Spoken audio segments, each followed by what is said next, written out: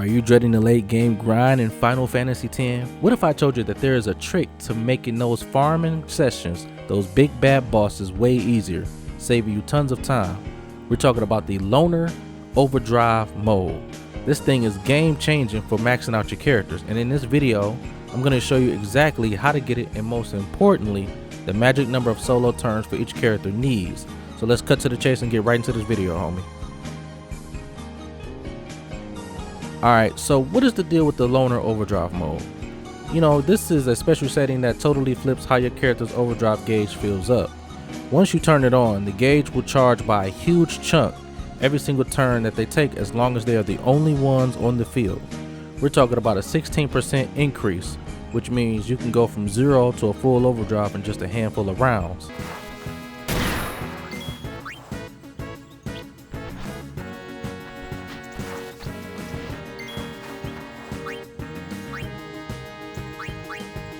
Now, why does this matter?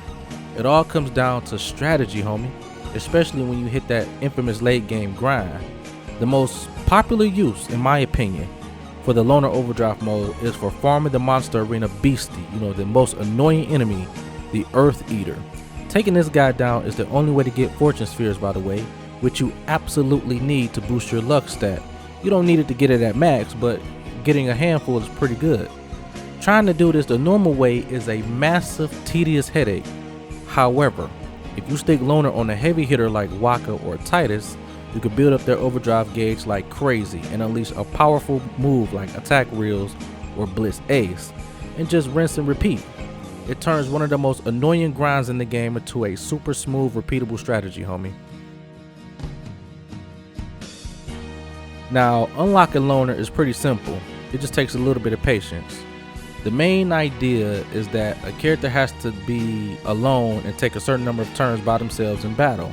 The best part is that these turns add up over time, so you don't have to do it in one go or in one setting in one battle. Every battle that you take alone adds up to that gauge, and you eventually unlocking it. Here's the easiest way to get it done, in my opinion. First, pick the right enemy. You want something weak and that won't fight back or do little damage. A perfect choice is the magic urn in the Cavern of the Stolen Faith, since it never attacks, you know what I'm saying? Or if you're not there yet, any weak little fiend will do, like the dingoes back in Besaid Island, whatever they're called, the weak enemies in Besaid Island. Second, you got to get your character by themselves.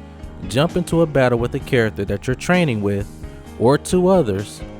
The quickest way, the safest way to do this is just to have the other two characters use escape command and let them just get up out of there, leaving you all by yourself. Whatever character that you want to use, that you want to unlock the Loner Overdrive Mode for, let them be the only ones on the field. Now, if you're early in the game, you can also just let the other two get knocked out. Here's the third thing. Start taking turns. Now that your character is by themselves, just use the defend command over and over and over again. Every time you hit that button and your character guards, it counts as a solo turn. So that means just keep doing it and keep doing it, and eventually you're gonna unlock this mode with no problem. You know you did it right when you hit a little chime and see the message at the top of the screen. It can be easy to miss.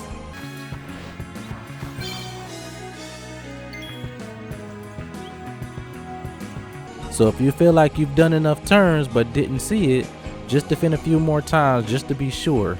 Once it's learned, just pop in the main menu, go to overdrive, and you start to set the overdrive gauge to Loner mode. That easy.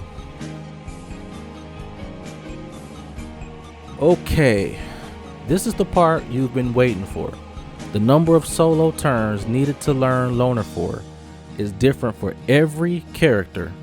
Knowing these exact numbers will keep you from sitting there guessing and wasting your time. So here's the full breakdown of solo turns you need for each character. For Auron, you just need to take 35 solo turns. For Lulu, the requirement is 45 solo turns. For Titus, you're looking at 60 solo turns. For Kamari, it takes 90 solo turns.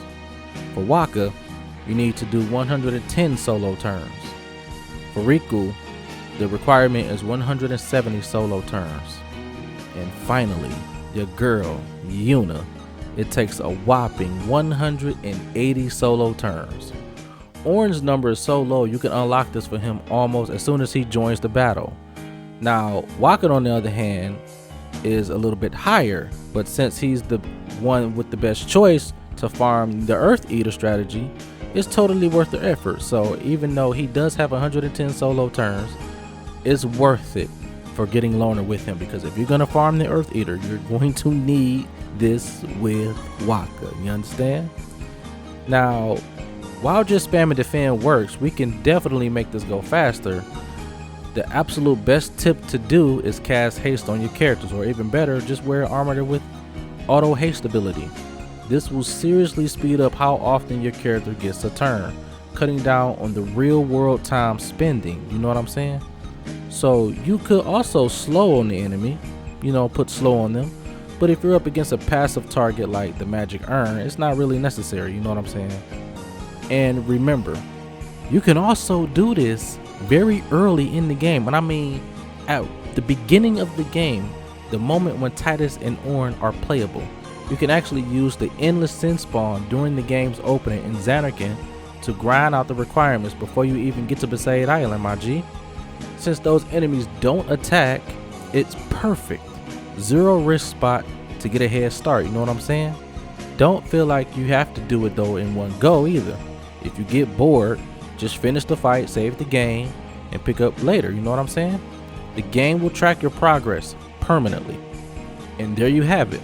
With the Loner Overdrive mode unlocked, especially on powerhouses like Waka and Titus, you can basically generate overdrives whenever you want. This makes the grind for fortune spheres and other in-game goodies way manageable, homie. It's a simple trick that pays off big time for anyone trying to max out their party and conquer Final Fantasy X's toughest challenge. Now, if this guide helped you out, do me a favor and hit that like button and subscribe to the channel for more Final Fantasy X Overdrive mode videos. Let a brother know in the comment section down below of which character you're getting Loner for first. I'll catch you guys later. Thanks for watching The Retro Era.